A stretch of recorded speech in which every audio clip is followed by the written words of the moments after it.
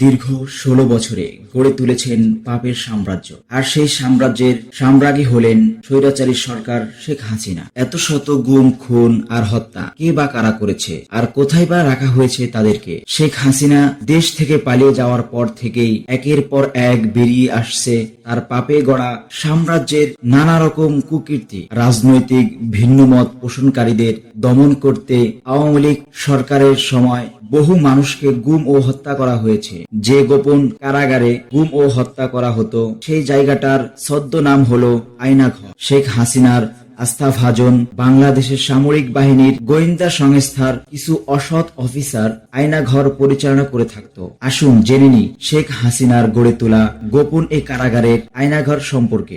বাংলাদেশের প্রতিরক্ষা বাহিনীর গোয়েন্দা সংস্থা DGFI নামে পরিচিত এক বিশেষ বাহিনী, যা ধারা counter terrorism intelligence bureau CTIB বা আয়নাঘর নামে পরিচিত কুখ্যাত এই কারাগারটি রক্ষণাবেক্ষণ করে থাকতেন। 2022 সালে সুইডেন ভিত্তিক একটি স্বাধীন গণমাধ্যম নেত্র নিউজ করা একটি অনুসন্ধানী প্রতিবেদনে আয়নাঘরের বিষয়টি সবার সামনে উঠে এসেছে। তারপর থেকেই দেশের মানুষ জানতে পারেন বিভিন্ন সময়ে গুম হওয়া ব্যক্তিদের আয়নাঘরে আটক করে নির্যাতন চালানো হতো। আয়নাঘর ঢাকার সেনানিবাসের ভিতর অবস্থিত বলে ধারণা করা হয়। আয়নাঘরে আটক থাকা সাবেক এক সেনা সদস্য জানিয়েছেন যে অতীতে এই জায়গাটি জয়েন্ট ইন্টারোগেশন সেল নামে পরিচিত ছিল। পরবর্তীতে সংস্কার করে আয়নাঘর বানানো হয়েছে।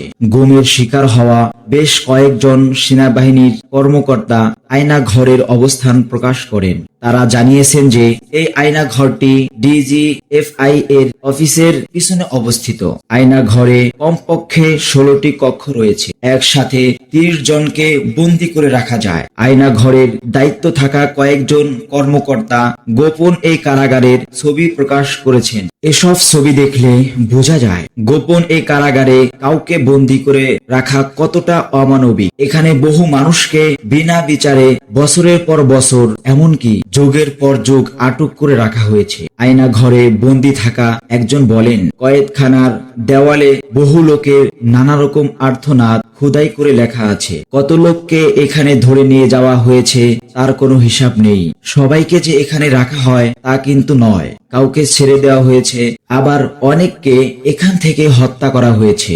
আয়নাঘরে নির্যাতনের কথা শুনে যে কোনো হৃদয়বান ব্যক্তি মনে হবে এমন আয়নাঘরে নির্যাতনের কথা শুনে যে কোনো হৃদয়বান ব্যক্তির মনে হবে এমন অমানবিক নির্যাতনের চেয়ে হত্যা করা অনেক ভালো। অভিযোগ রয়েছে এসব DGFI এর অফিসার শেখ হাসিনার সরকারের কাছ থেকে অবৈধ রাজনৈতিক সুবিধা নেওয়ার জন্য এসব কর্মকাণ্ডে লিপ্ত ছিল। আওয়ামী লীগ সরকার ক্ষমতায় থাকাকালীন এসব বিচার বহির্ভূত হত্যা, নির্যাতন এবং জোরপূর্বক গুমের অভিযোগগুলো বরাবরই অস্বীকার করে আসছে। ঠিক হাসিনার পতন হওয়ার পরই এই ধরনের মানবতা বিরোধী অপরাধের প্রমাণ হাতে নাতে পাওয়া যায়। দেশের শীর্ষস্থানীয় গণমাধ্যমের মাধ্যমে জানা যায়, শুধু ঢাকার সেনানিবাস নয়, দেশের বিভিন্ন সেনানিবাসের মধ্যেও থাকতে পারে এরকম আয়নাঘর।